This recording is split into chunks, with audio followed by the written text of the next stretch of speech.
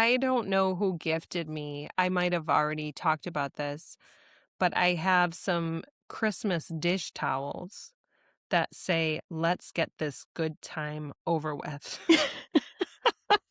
I think that's what it says. But because I really love the good time, Yes. but I'm starting your car.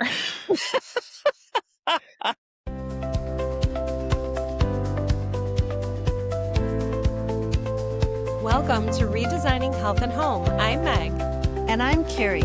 We love creating beautiful, functional spaces and living healthy, vibrant lives. So join us as we chat about simple, practical ways to take care of your body, mind, and your home.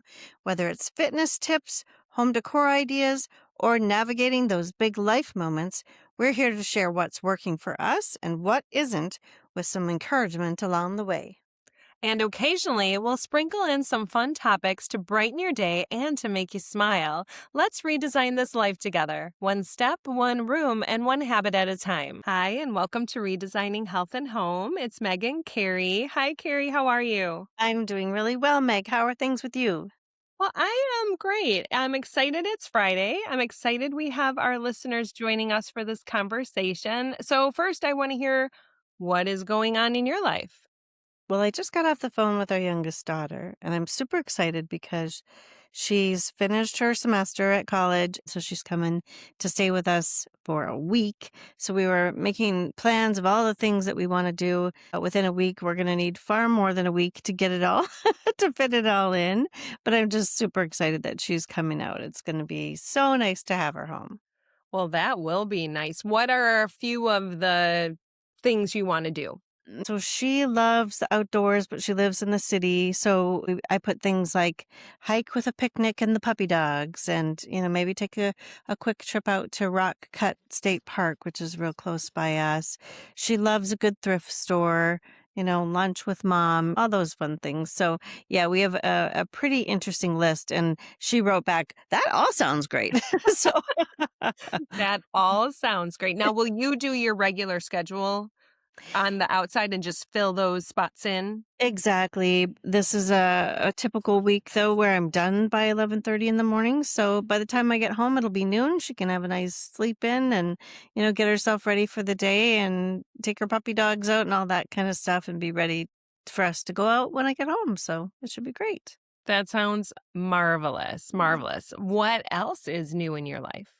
Well, we took our canoe out for the first time this season. It was a Mother's Day canoe ride, and it was just so nice to get out. It was a beautiful day, a tiny bit chilly, but it was a good first start.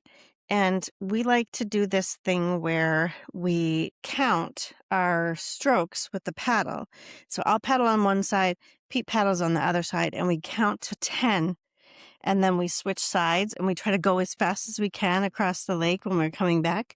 My shoulders the next day were like, "What were you doing?" But it was all good and they feel fine now. But yeah, for sure it was a little bit of a workout, but it was good. That is fun. I have a few questions about this canoe. Oh, yeah. One, when you're doing the counting, who Yes. sets the pace? Um, we just kind of have established a pace. So we start out and then Pete, when we get to 8, Pete will say 8 and then we do 9 and then on 10 we switch. And because I'm in the front, he can see what I'm doing. So he's matching me. So yeah, it's pretty fun. That It's sounds a group. very fun. Do you carry this canoe? Like, does it living in your shed or something? Yeah, it does live in our shed. And no, I don't carry it, but Pete does. It's a very light canoe. Oh, it is. And so it's the lightest canoe we've ever had, and so he can actually carry it himself over his head, so, yeah. And you just strap it to the top of the car? We do, we don't have a canoe cart. He keeps talking about getting one, but I don't wanna store it. Where am I gonna store it? You Oh, know? then you have the cart to store too. The cart has to go somewhere, and it would be in your driveway, I guess, right? So Okay, okay, but it's easy to get on top of the roof and get off and carry. yeah, so he Wow. has the roof rack, and there's straps and all that, so, yeah, we've got it down pat. We It's pretty quick now, so That's so great. Well, those are 2 great things going on. Yeah, yeah, for All sure. How right. about you? So, What's going on over in your life? yeah, well, I will tell you. Last year, we talked a lot about the hummingbirds, Yes. and you sent me the beautiful lantern that would glow after the sun would get to it all day. Well, I really wanted another hummingbird feeder, Yes. and Gib picked one up at just a local co-op, Mhm. and it's very pretty. But we don't have somewhere to hang it, so I bought a shepherd's hook, Right, yeah. put it in the ground, and we decided where we were going to put it. And it has a little perch around the holes where the Okay. hummingbird. Mhm. So we fill it up with the nectar. Nothing, nothing, nothing. Then a hummingbird comes. Wow. Buzzing around.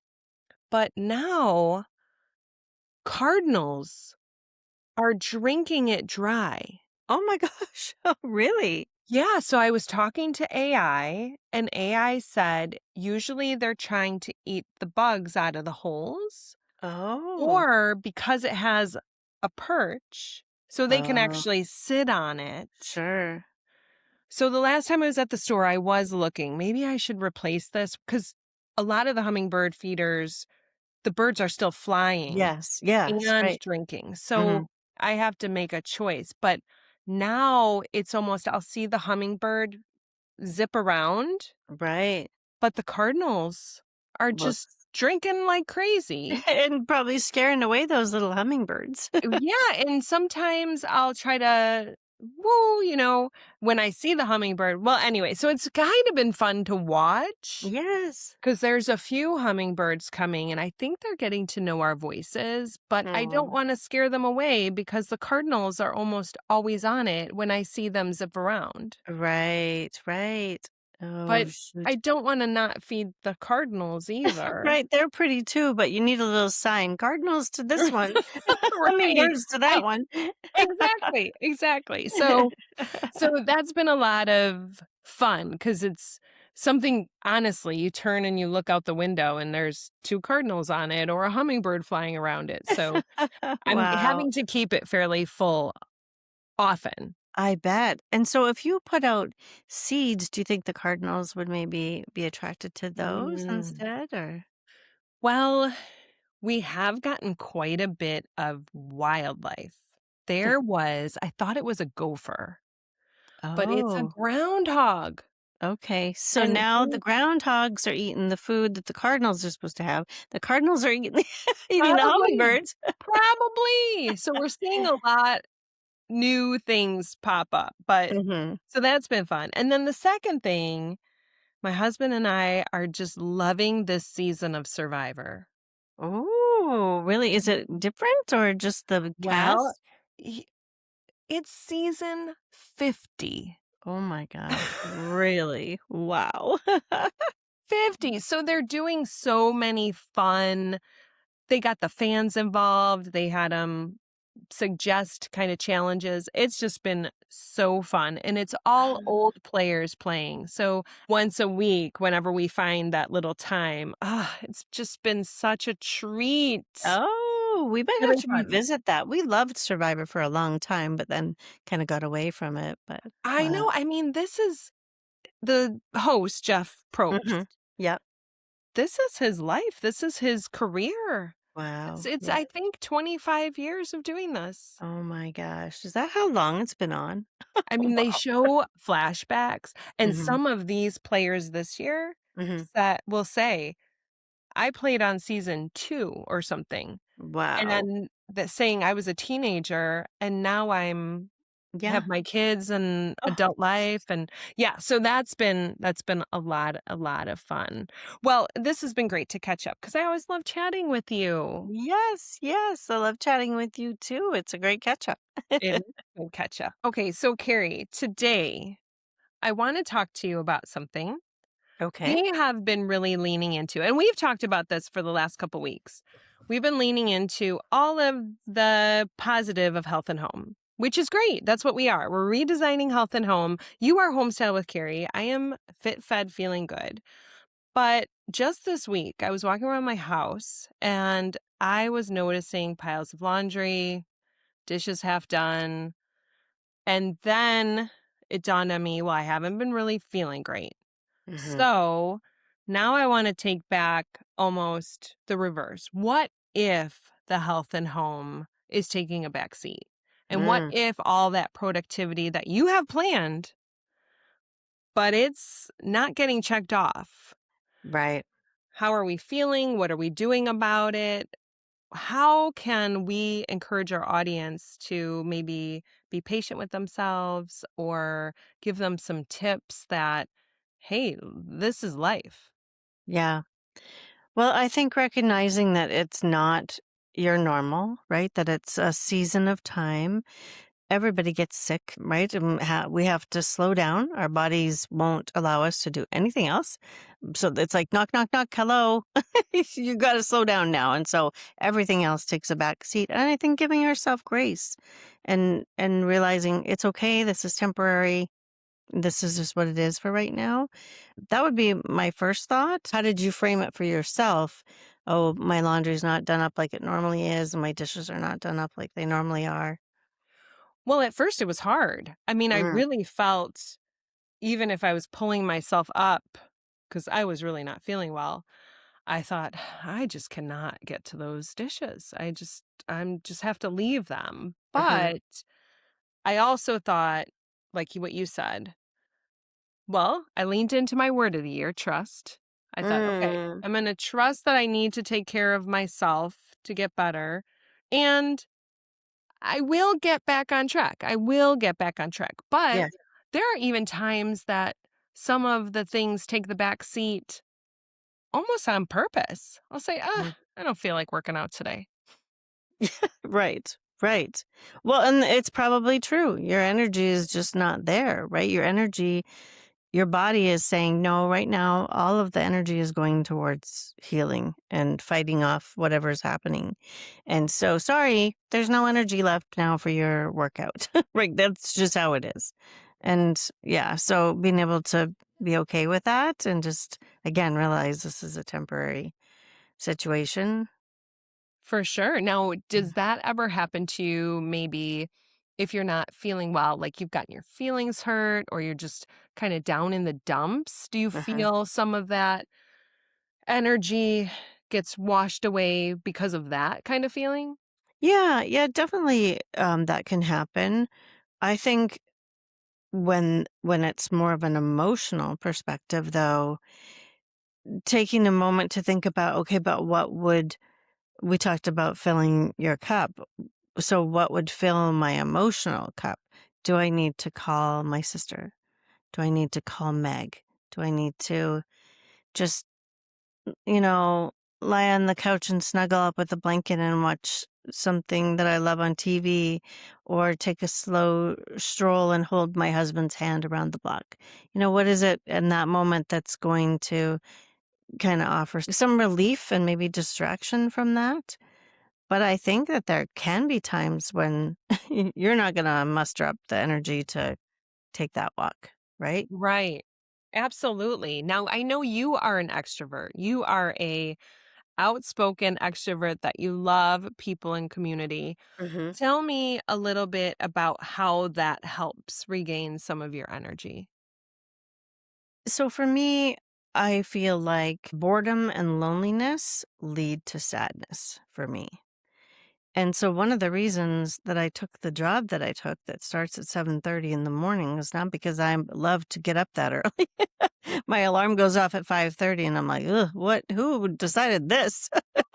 But it does force me to get ready for the day, get up, get ready, shower, do all the things, take care of the puppy dog, have an early breakfast, and then I'm out in the world and I'm out talking to people. And it does help to keep the boredom and loneliness at bay for me. That's not going to be for everyone, but for somebody who's introverted, working from home sounds like a dream, right? And not having to get up and go out and be amongst the people. And I thought that too at first because my job in the winter is a remote job. I can work from home. And I thought, oh, this is going to be great. Well, It turns out it's not always so great for me. So I think knowing yourself and trying to set your life up so that it suits your style the best, and trying to feed yourself what you need emotionally is as important as the nutrition piece. So, Absolutely. And I am going to pivot here because I want to hear about this extrovert stuff. I need to know. Okay. mhm, Because I am thinking if I'm going to be social, I love it. I mhm, think I'm an introvert. My family kind of argues with me. I need to take some sort of test, but I want to be social, mhm, but I know there's a hard stop or I'm just going to melt away. I mhm. just need to Oh gosh, I need to now get out of here. Do Right. you feel that as a self-proclaimed extrovert that you could be with people all the time, or does that drain your energy too? Well, what's interesting is that I married an introvert who enjoys being an extrovert sometimes, but he definitely has a hard stop. And I think we've kind of borrowed some energy from each other. And so there are times now where I feel like, okay, that's kind of a lot of people.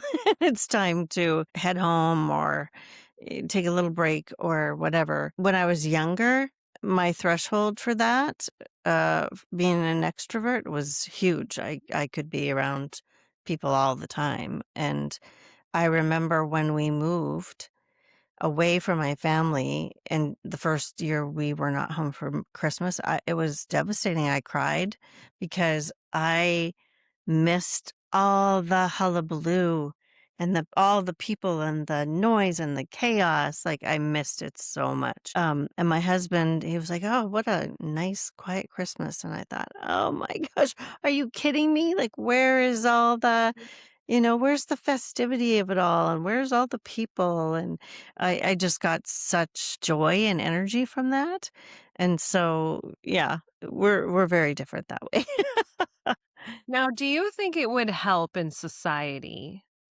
Let's say you and I get together hmm and we kind of know each other a little bit. hmm And I said, I love being around people, but if I remove myself, it has hmm nothing to do with you. Right. It's just I'm feeling a little, I don't want to say claustrophobic, but I'm feeling a little, ooh, too much right Yeah. now. Yeah. Overwhelmed.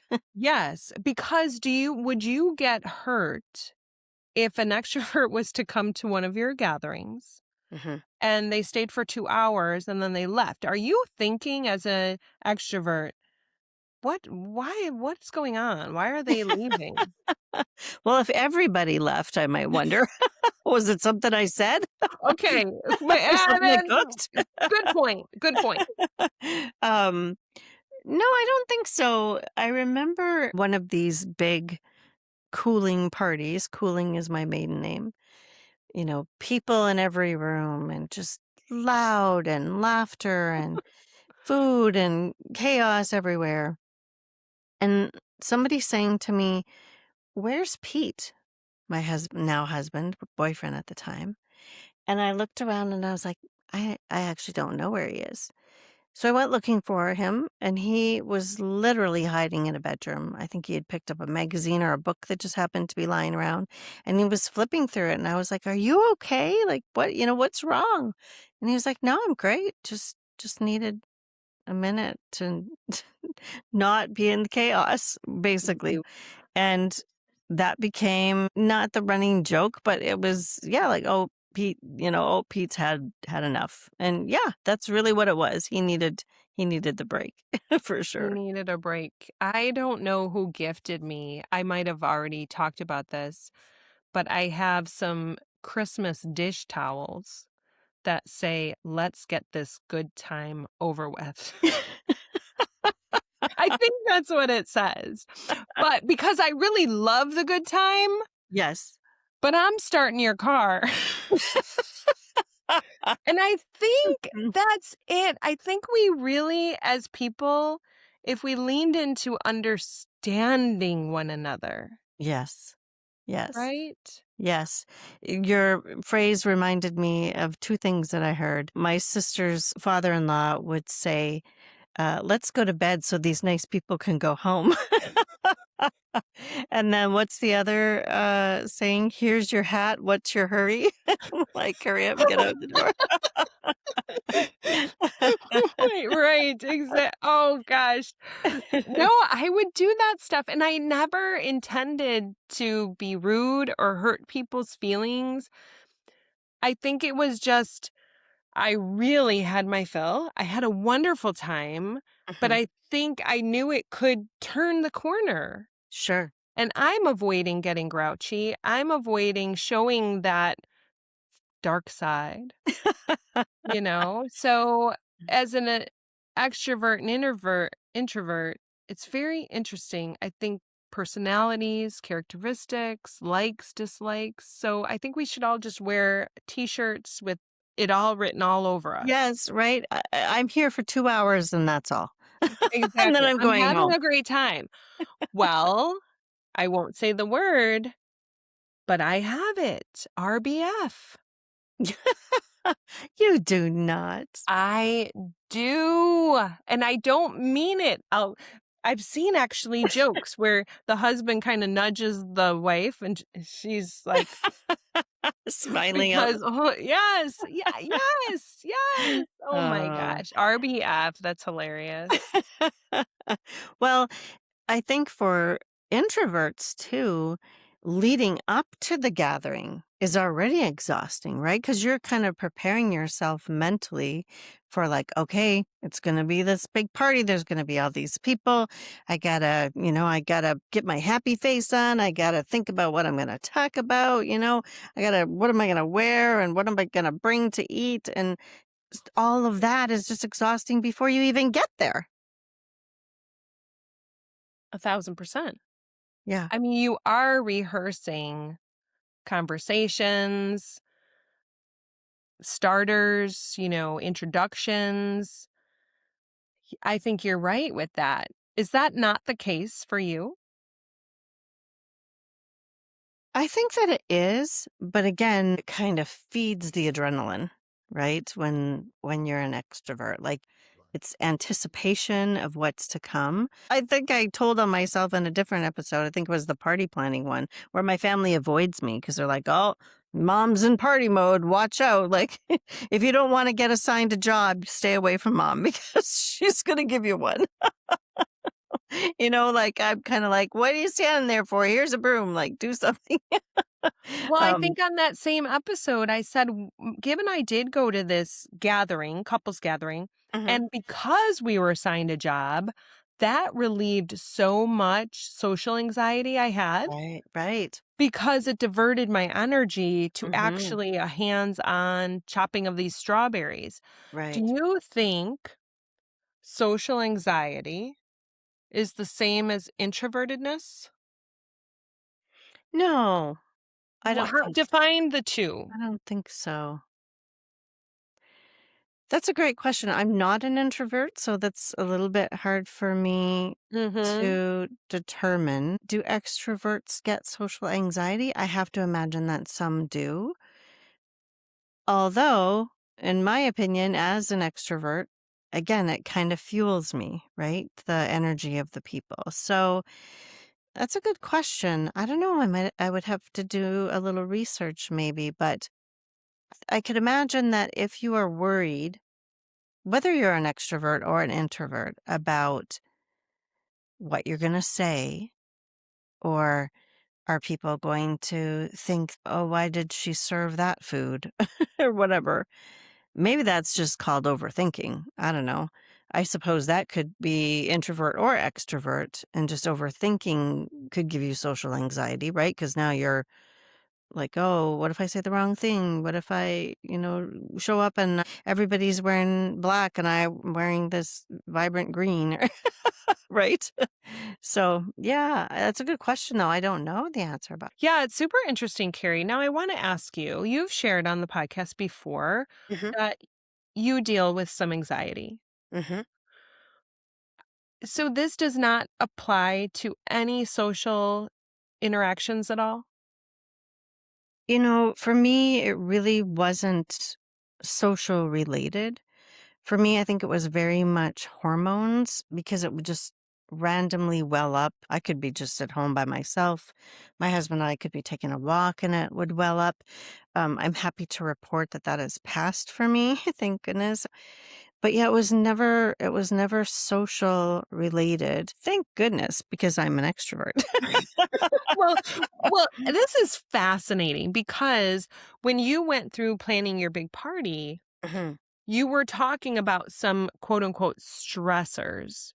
mhm. So I'm assuming that your definition of stress, that would be so interesting to understand the different. It's not an anxiety thought. Right. It's just a what? What is a stress about the party then?